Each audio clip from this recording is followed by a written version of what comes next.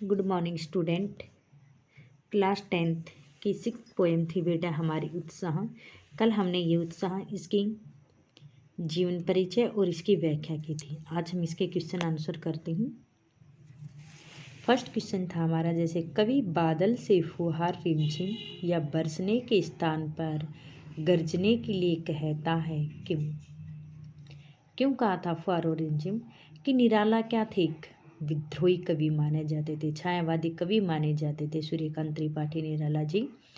वे समाज के अंदर क्या थे, क्रांति के माध्यम से परिवर्तन लाना चाहते थे। समाज में कैसे क्रांति के माध्यम से क्या करना चाहते, परिवर्तन लाना चाहते थे। किस प्रकार से कि ये बादल गरज कर एक वर्षा करें और इस समाज के लोगों को, किसान लोगों को क्या हो, पानी मिले, ताकि उनकी जो खेती होती है वो अच्छी हो सके, उनकी जो फसल होती है वो अच्छी हो सके, हमारी तपती हुई जो धरती होती है वो ठंडी हो सके। इसलिए वो समाज में क्या करना चाहते थे, परिवर्तन लाना चाहते थे। वे क्रांति चेतना का आह्वान करने में विश्वास रखते, जो ओज और जोश पर निर्भर करता था। वे क्रांति चेतना का आह्वान करने पर विश्वास क्यों करते कि जब बादल गरजते थे तो लोगों के अंदर क्या होता था, एक नए जीवन का उत्साह होता था, उनके अंदर एक जोश उत्पन्न होता था। ओज और जोश के लिए कवि बादलों को गरजने के लिए कहता है। इस प्रकार से क्या कहता कवि सूर्यकांत त्रिपाठी निराला ने कहा था कि हे बादलों तुम गरजो, ताकि समाज के अंदर सभी लोगों के अंदर एक जोश उत्पन्न हो सके। सेकंड था, कविता का शीर्षक उत्साह क्यों रखा गया था। कि यह एक क्या है, एक आह्वान गीत माना जाता है, जिसमें कवि ने उत्साहपूर्ण ढंग से क्या किया था, प्रगतिवादी स्वर को प्रकट किया था। वह बादलों को बार बार गरजने के लिए कहता था कि हे बादलों तुम गरजो और इस समाज के लोगों को एक नया जीवन प्रदान करो। जिनके भीतर क्या थी कि आपके अंदर, आपकी कविता के अंदर तो एक ऐसी अपार शक्ति छिपी हुई है जो लोगों को एक नए जीवन का उत्साह पैदा कर सकती है।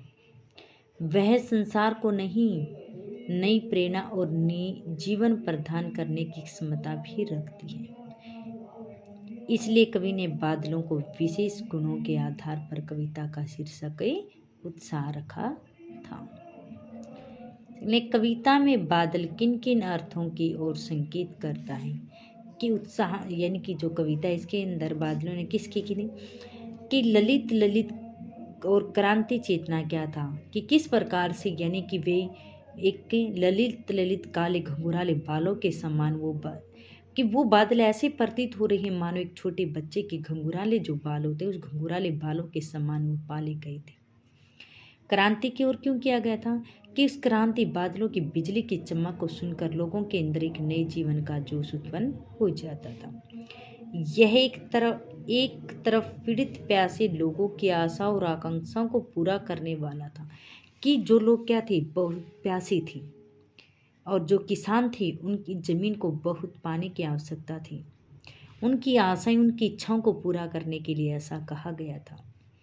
तो दूसरी तरफ क्या थी कि नई कल्पना और नए अंकुर के लिए विध्वंस, विप्लव और क्रांति की ओर कहा गया था, कि जमीन के अंदर छोटे छोटे जो अंकुर प्रफुल्लित हो रहे हैं, जो बार बार अपने सिर को उठाकर झांक रहे हैं, बादलों की तरफ बार बार देख रहे हैं कि कब हमें पानी मिले और हम इस जमीन से जल्दी बाहर आए।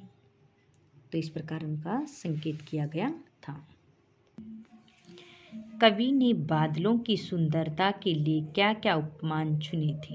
ये प्रश्न काफ़ी बार रिपीट होता है कि कवि ने बादलों की सुंदरता के लिए बादलों के सुंदर घुंघराले बालों को समान माना गया था, जो बादलों की कल्पना के समान पाले गए हैं, और उनके अंदर छिपी हुई जो बिजली की चमक होती है उनकी शोभा का भी वर्णन किया गया था। बादल से मानव जीवन को क्या प्रेरणा मिलती है। कि कवि ने बादलों को क्या किया था, मानव जीवन से बहुत हरा भरा बनाने की प्रेरणा मिलती है। कि मनुष्य क्या एक सामाजिक प्राणी है, कि प्रेरणा देता है, कि जैसे बादल सबको क्या करते हैं, समान रूप से वर्षा देते हैं, सभी लोगों की प्यास बुझाते हैं, सभी की धरती को समान वर्षा मिलती है, पानी मिलता है, ताकि किसान लोगों के अंदर एक उस समय नई उनकी फसल अच्छी होगी तो उस समय लोगों के अंदर एक नई जीवन का उत्साह पैदा होता है। धरती जो तप रही है उसको ठंडा करने के लिए कहा गया है। तो हर प्रकार से मानव को सुख प्रदान करता है कौन? बादल। तो इसलिए उसने वैसे ही मानव को सामाजिक जीवन की विषमताओं को दूर और समृद्धिपूर्ण जीवन जीने के लिए प्रेरणा दी है। जैसे उत्साह कविता किसकी रचना बताई गई थी? सूर्यकांत त्रिपाठी निराला की। उत्साह कविता में कवि ने किसके लिए संबोधन किया था? बादलों को कहा था। बादलों को बार बार गरजने के लिए कहा गया था।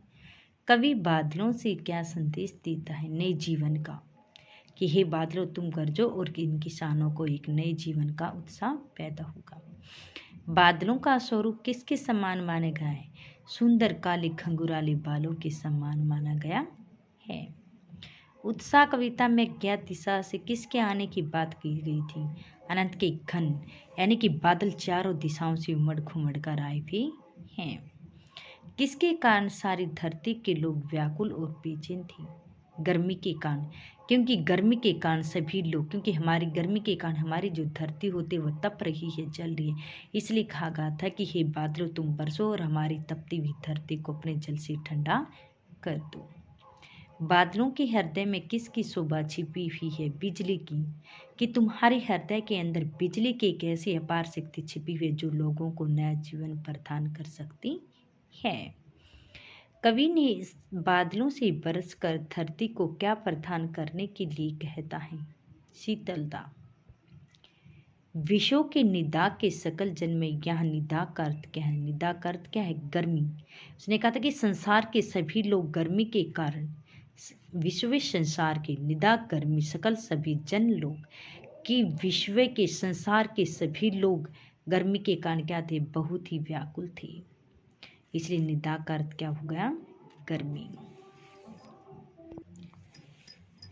विश्व के निदाग के सकल जन में यहाँ पर सकल का अर्थ क्या है? अभी बताया गया था सकल का अर्थ क्या है? सभी। विश्व संसार निदाग गर्मी सकल सभी जन लोग, तो सकल का अर्थ क्या हुआ यहाँ पे? सब। बाल कल्पना के से पाले में किस अलंकार का प्रयोग किया गया है? उपमा। श्लेष हो नहीं सकता। श्लेष का अर्थ क्या होता है? चिपकना। यमक क्या होता है? जुड़ा, जहाँ पर एक शब्द दो बार है दोनों का अर्थ अलग अलग निकले, वो ऐसा नहीं है। रूपक, विभावना, ये भी नहीं है। उपमा, तुलना कर रखे, इसमें बताया गया था कि इससे बादलों की तुलना किससे की गई? एक छोटे से नन्हे बच्चे के समान की गई, कि जहाँ पर बादलों की तुलना एक छोटे से नन्हे बच्चे के समान की गई है, जहाँ पर तुलना का की जाए वहाँ पर कौन सा अलंकार होता है? वहाँ पर उपमा अलंकार माना जाता है। बादलों में क्या छिपा हुआ है? गर्जन छिपी हुई थी, जल, वज्र, कालापन। क्या छिपा था? वज्र, पत्थर, कि पत्थर के समान, कवि ने क्या कहा था कि आपके यानी कि पत्थर के समान एक अपार शक्ति छिपी हुई है जो लोगों को नया जीवन प्रदान कर सकती है। उत्साह किस प्रकार का गीत माना जाता? एक आह्वान, कि हे क्रांतिकारी रूपी बादलों तुम गरजो और संसार के लोगों को नया जीवन प्रदान करो। तो आह्वान किया गया था, बुलाया गया था। उत्साह कविता में बादलों को किसको शीतल करने के लिए कहा गया है? तप्त धरता, कि हमारी जलती हुई गर्मी के कारण जलती हुई जो धरती है, कि हे बादलों तुम इसे ठंडा कर दो। तो किसके बारे में बताया गया था? बादलों के बारे में।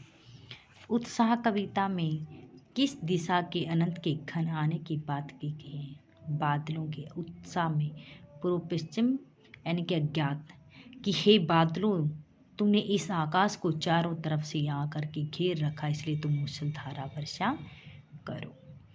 उत्साह कविता में निदाग का अर्थ क्या बताया गया? निदाग क्या होता है? गर्मी।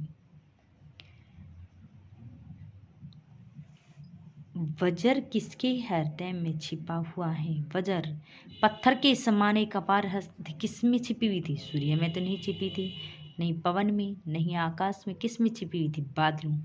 बादलों के अंदर पत्थर के समान एक अपार शक्ति छिपी हुई थी। विश्व के निदाग शब्द का अर्थ क्या बताया गया है? गर्मी। क्या बताया गया था? गर्मी। तो इसकी कल हमने जो व्याख्या की थी वो फिर व्याख्या, और आज हमने इसके क्वेश्चन आंसर किए हैं। ये हमारे राइट प्लस लर्न।